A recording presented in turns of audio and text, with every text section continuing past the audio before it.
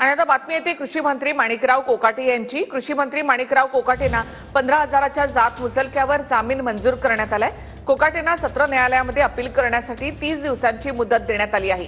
कृषी मंत्री माणिकराव कोकाटेंना नाशिक जिल्हा न्यायालयाने 2 वर्षाची शिक्षा सुनावली आहे, तर 2 वर्षाचा कारावास आणि 50,000चा दंड अशी शिक्षा त्यांना सुनावण्यात आली आहे। 1995 मध्ये फेरफार आणि फसवणूक करत म्हाडाच्या सदनिका लाटल्याचा आरोप माणिकराव कोकाटे यांच्यावर आहे। 1995 मध्ये म्हाडाच्या मुख्यमंत्री 10% कोटा या योजनेमधून घर मिळवण्यासाठी खोटी कागदपत्र दिल्याचा ठपका। स्वतःचं घर नसल्याचं, उत्पन्न कमी असल्याचं सांगून 2 घरं पदरात पाडून घेतली।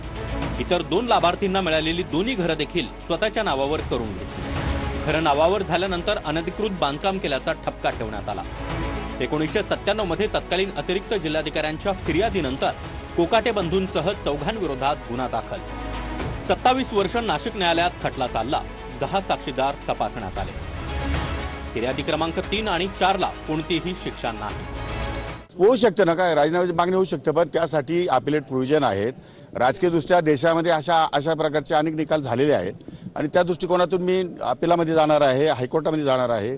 त्यामुळे न्याय मागण्याचा अधिकार, जसा न्यायालयाला निकाल सुनावण्याचा अधिकार आहे, तसा न्याय मागण्याचा अधिकार मला पण एक नागरिक बनून, त्यामुळे मी वरच्या कोर्टामध्ये न्याय मागणार। गेल्या 30 वर्षापूर्वी ही केस रजिस्टर झालेली आहे। त्यावेळेस दिघोळे साहेब राज्यमंत्री होते।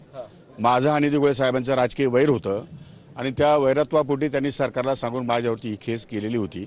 त्या केसचा निकाल 30 वर्षानंतर आज पहिल्यांदा लागलेला आहे। मेहरबान न्यायालयाने त्यांचा निकाल सुनावलेला आहे। निकालपत्र हे मोठं आहे, 40 पानाचं आहे। मी अजून वाचलेलं नाही, वाचून त्या संदर्भात मी आपल्याला व्यवस्थितपणे मार्गदर्शन करेल। लोक सांगत राहतात की आमच्यावर आरोप झालाय, पण आरोप सिद्ध कुठे झालेला आहे? सिद्ध झाल्यावर आम्ही राजीनामा देऊ।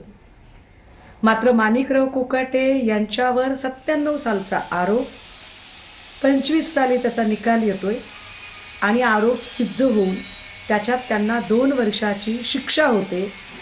2 वर्षाची किंवा 2 पेक्षा जास्त शिक्षा होणे म्हणजे व्यक्ती मंत्रिमंडळातून तर बाहेर पडतेच पडते, परंतु त्याचे सदस्यत्व सुद्धा रद्द झाले पाहिजे। तर जे कृषी मंत्री होतात ते अडचणीत येतात असा आजपर्यंतचा अनुभव आहे। त्यामध्ये 2014 मध्ये भाजपचं सरकार होतं, त्यावेळेला एकनाथ खडसे हे कृषी मंत्री होते। 4 महिन्यातच त्यांच्यावर आरोप झाले आणि त्यांना राजीनामा द्यावा लागला। 2022 मध्ये शिंदे फडणवीसांचं सरकार, दादा भुसे कृषी मंत्री। ड्रग्ज प्रकरणामध्ये विरोधकांचे आरोप दादा भुसे यांच्यावर झाले। 2024 मध्ये शिंदे दादा फडणवीस हे सत्तेत, त्यांचं सरकार, धनंजय मुंडे कृषी मंत्री।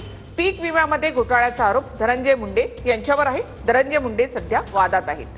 तर 2025 महायुती सरकार आणि माणिकराव कोकाटे कृषी मंत्री आहेत। कागदपत्र फसवणूक प्रकरणामध्ये त्यांना दोषी ठरवण्यात आलं।